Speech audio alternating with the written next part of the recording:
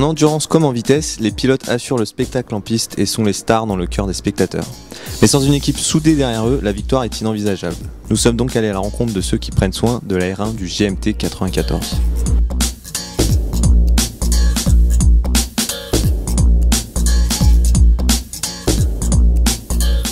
Mon rôle au sein du GMT, c'est d'essayer de diriger l'équipe avec Christophe et puis Sébastien Scarnato. Donc moi de regarder la moto, d'être sûr qu'il n'y ait pas de problème technique, et puis après d'essayer d'organiser avec l'équipe qui fait quoi, voilà. Et puis d'essayer de faire en sorte que tout aille bien.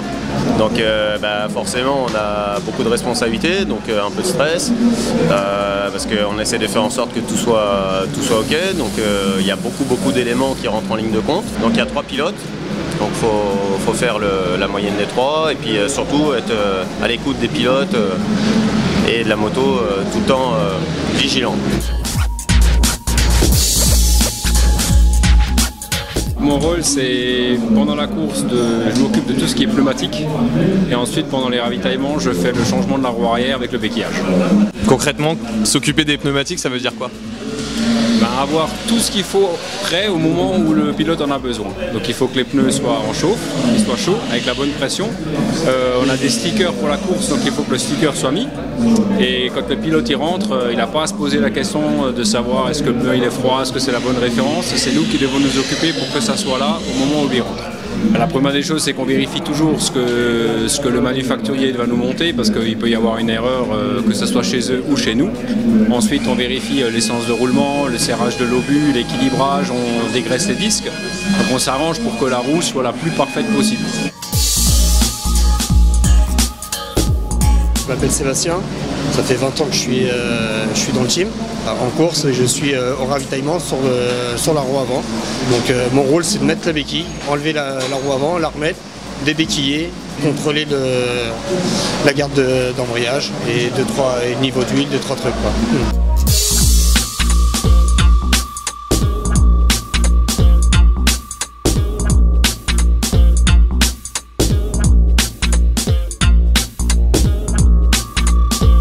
Pour aller vite et bien avec cette roue avant, quels sont les petits trucs? En fait, il ne faut pas essayer d'aller plus vite. Plus qu'on va essayer d'aller doucement, c'est là qu'on ira le plus vite. Mais si on panique et on veut que ça aille vite, et là, généralement, tu fais toujours une petite boulette. Soit tu tapes le disque dans le ski et ça va te mettre ta roue de travers. Voilà, il faut vraiment tout décomposer et puis voilà, ça sert à rien d'essayer d'aller vraiment très vite. Parce qu'à la longue, en fait, en faisant ça, tu perds du temps. I am one of the 4 timekeepers of the team, and during the race my occupation is stay in the pit lane and push the dashboard with the lap time every time for every rider. The timekeeper is important because he is the ring to collect the team and the rider on track, because it's not possible, like in Formula 1 car, to communicate with the radio with the rider. So the only way to give information to the rider is the dashboard. If there are some problem during the race, like a safety car, like a technical problem, I ask to the box with the radio what are the changement of the plane. Ma fonction alors au GMT, c'est ravitailleur, donc je m'occupe de tout ce qui est réservoir, on peut le voir ici.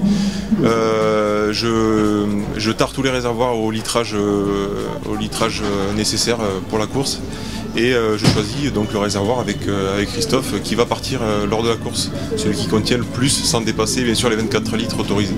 Alors tarer un réservoir, c'est-à-dire que d'origine les réservoirs ils sont plus hauts que le maximum autorisé, ils vont être à 24,5, 25, 26, et donc il faut qu'il fasse 24 litres maximum, et donc on y met des balles dedans pour arriver à 24 maximum. Donc on se met un peu en dessous pour être sûr de ne pas dépasser, puisque après la course on peut être contrôlé, donc on peut être déclassé à cause du réservoir, donc c'est une responsabilité quand même. Moi, ma fonction principale, c'est de régler l'électronique. Donc avec les retours de pilotes, avec les datas. Donc sur la moto, il y a une acquisition de données donc, qui nous permet d'avoir énormément d'informations à traiter. Et en fonction de ça, on essaye d'optimiser au maximum la moto pour que l'électronique ne soit pas trop intrusive, que les pilotes soient satisfaits, que la moto fonctionne correctement. Ça permet aux pilotes de ne pas avoir besoin de se poser de questions et de pouvoir ouvrir la poignée de gaz sans avoir de problème sur la piste, de se faire des grosses glissades, des high side, ce genre de choses.